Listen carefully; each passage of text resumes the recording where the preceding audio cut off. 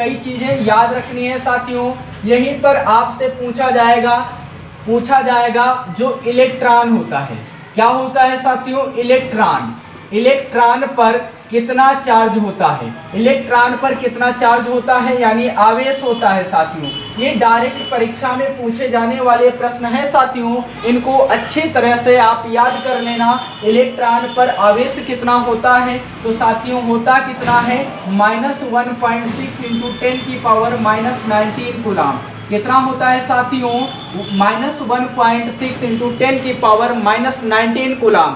यहां से फिर एक प्रश्न और बनेगा, अगर इलेक्ट्रॉन पर इतना होता है तो प्रोटॉन पर कितना होता है, कितने पर, प्रोटॉन पर कितना होता है। आज मैं केवल फैक्चुअल बात करूंगा, नो बकवास, सीधा करेंगे मुद्दे की बात। जी हाँ, नो बकवास, सीधा करेंगे मुद्दे की बात। यानी प्रोटॉन पर कितना आवेश होता है साथियों, तो प्रोटॉन पर आवेश होता है, आपको पता है कि कितना होता है, 1.6 × 10⁻⁻19 कूलम। जी हाँ, इसमें कैसा होता है, तो धनात्मक चार्ज होता है, और इसमें कैसा होता है साथियों, ऋणात्मक चार्ज होता है। कैसा होता है, ऋणात्मक चार्ज होता है। यहीं से एक प्रश्न और बनेगा कि अल्फा कण पर कितना आवेश होता है, अल्फा कण पर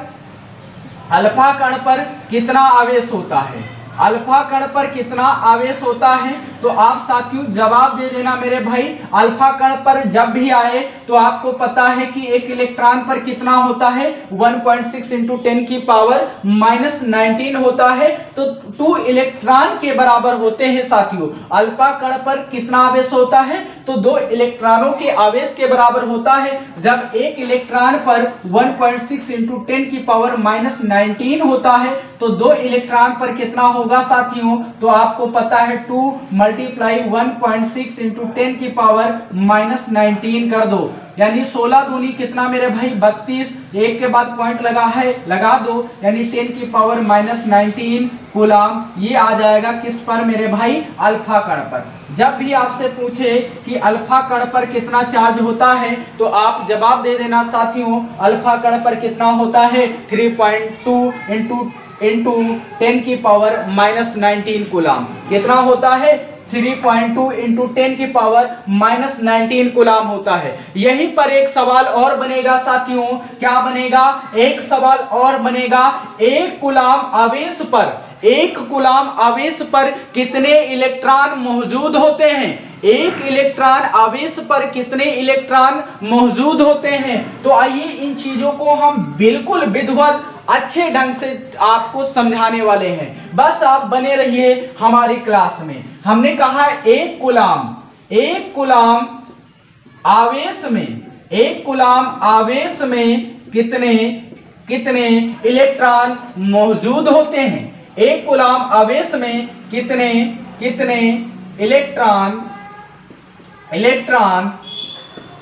उपस्थित होते हैं या मौजूद होते हैं। तो ध्यान दीजिएगा साथियों, कितने होते हैं, तो आप लोग जानते हो, अगर नहीं जानते हो तो जान लीजिए, 6.25 ×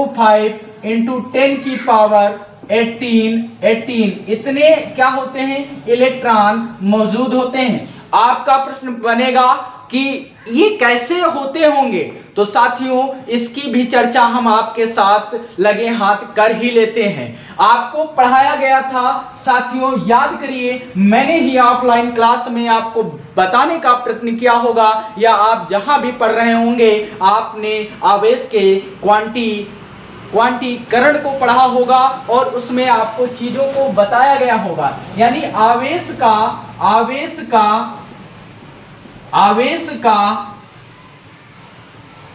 क्वांटीकरण, आपने आवेश का क्वांटीकरण पढ़ा होगा साथियों। इसमें आपको एक फार्मूला बताया गया होगा, यानी Q बराबर कितना साथी, Ne। Q बराबर कितना बताया गया था, Ne। जब Q बराबर Ne होता है साथी, तो Q बराबर Ne, यानी यहां पर बात करें साथियों, तो Q का मान क्या है, Q का मतलब क्या है, तो आप सभी जान चुके हो, Q का मतलब होता है आवेश।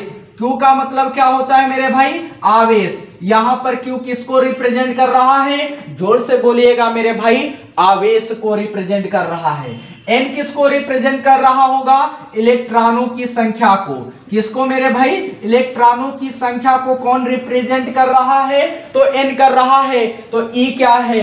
तो E क्या है मेरे भाई? आप सभी को भी पता है, नहीं पता है तो जान लीजिए कि E क्या होता है। E होता है एक इलेक्ट्रॉन पर चार्ज, और एक इलेक्ट्रॉन पर चार्ज कितना होता है? 1.6 इंटू 10 की पावर -19 कूलाम होता है। वो भी कैसा साथियों?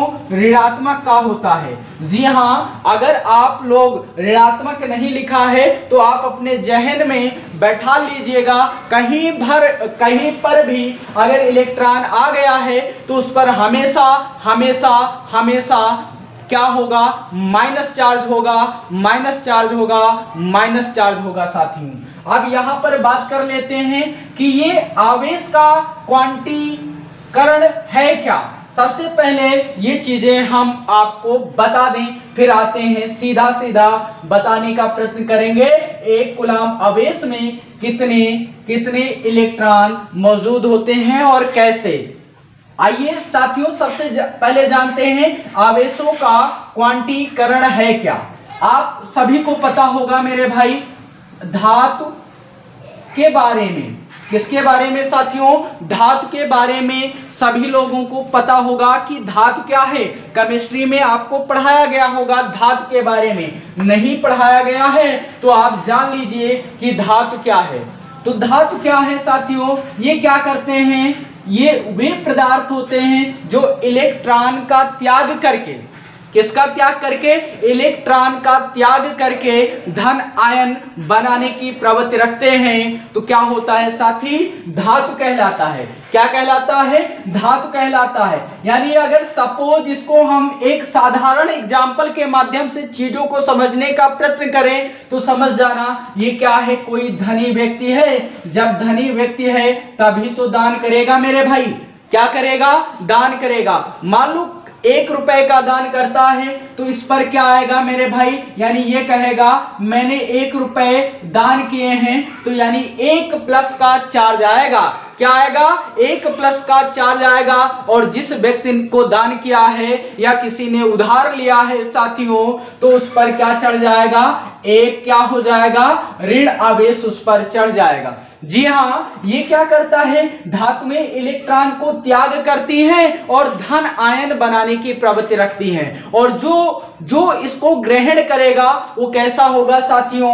वो कैसा होगा? तो ऋणात्मक होगा। यानी जितने चार्ज इन्होंने त्यागा उतने प्लस बनाएगा, और जितने इलेक्ट्रॉन उन्होंने ग्रहण किया होगा उतने क्या होगा? माइनस चार्ज बना रहा होगा साथियों।